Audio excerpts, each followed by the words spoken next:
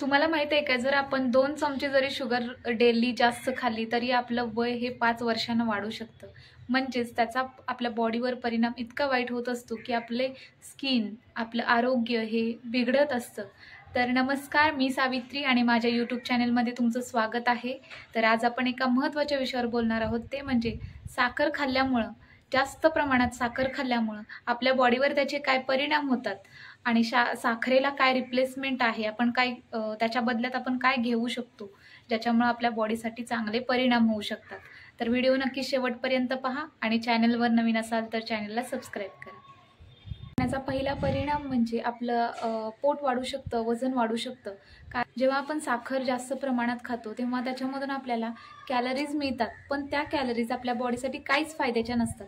त्या रिकाम्या कॅलरीज असतात आणि त्यामुळं आपल्या बॉडीमध्ये त्याचं स्टोरेज होतं, त्याचं काही यूज होत नाही आणि त्याच्यामध्ये फॅटच्या स्वरूपात आपल्या बॉडीमध्ये स्टोअर व्हायला लागतं आणि त्याच्यामुळे आपल्या पोटाचा घेर तसेच वजन आपलं वाढू शकतं. दुसरा परिणाम म्हणजे आपल्या हृदयासाठी धोका निर्माण होऊ शकतो, कारण याच्यामुळे साखरेमुळं आपल्या बॉडीमधील ट्रायग्लिसराईड तसेच LDL वाढू शकतं आणि ज्याच्यामुळं आपल्या हृदयाला धोका वाढतो. कारण साखर जास्त खाल्ल्यामुळे LDL जर जास्त प्रमाणात वाढलं तर आपल्या शिरांमध्ये, आपल्या आर्टरीजमधून ब्लड जाण्यासाठी धोका निर्माण होतो.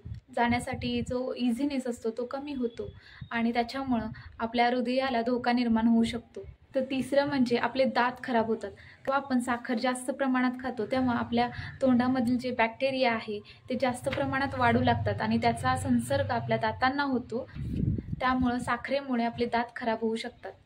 चौथं म्हणजे आपली त्वचा खराब होते, तसेच आपल्या त्वचेवर ॲक्ने, पिंपल्स येऊ लागतात. कारण साखरेमध्ये जे घटक असतात ते आपल्या कोलेजनला, आपल्या बॉडीमध्ये निर्माण होणाऱ्या कोलेजनला ब्रेकआउट करतात आणि त्याच्यामुळं आपली स्किन खराब होऊ लागते आणि आपल्याला वृद्धत्व वेळेच्या आधी येऊ लागतं. आपल्या स्किनवर सुरकुत्या येऊ लागतात. त्यामुळं तुम्हाला जर तुमची स्किन चांगली पाहिजे असेल तर नक्कीच तुम्ही साखर टाळली पाहिजे. पाचवं म्हणजे साखरेमुळे आपली रोगप्रतिकारक शक्ती कमी होते. कारण साखरेमुळे आपल्या बॉडीमध्ये तयार होणाऱ्या व्हाईट ब्लड सेल्स, म्हणजे ज्या आपली रोगप्रतिकारक शक्ती वाढवण्याचं किंवा बॅलन्स करण्याचं काम करत असतात, त्या पांढऱ्या पेशी कमी होतात आणि त्याच्यामुळं आपली रोगप्रतिकारक शक्ती कमी होते. आपल्याला संसर्ग लगेच होऊ लागतो. त्यामुळं साखर तुम्ही टाळली पाहिजे. तर आपण साखरेमुळे कोणते परिणाम होतात हे बघितलेलंच आहे. तर हे परिणाम टाळण्यासाठी आपण साखर कमी केली पाहिजे किंवा साखर खायचं टाळलं पाहिजे. पण साखर खायचं टाळलं म्हणजे आपण आपल्या आयुष्यातला गोडवाच विसरून जायचा असं नाही. तर त्याच्या बदल्यात आपण काहीतरी रिप्लेसमेंट शोधलं पाहिजे. तर आता आपण त्याच्यावर कोणते उपाय करू शकतो किंवा त्याच्याऐवजी काय खाऊ शकतो हे पाहूया.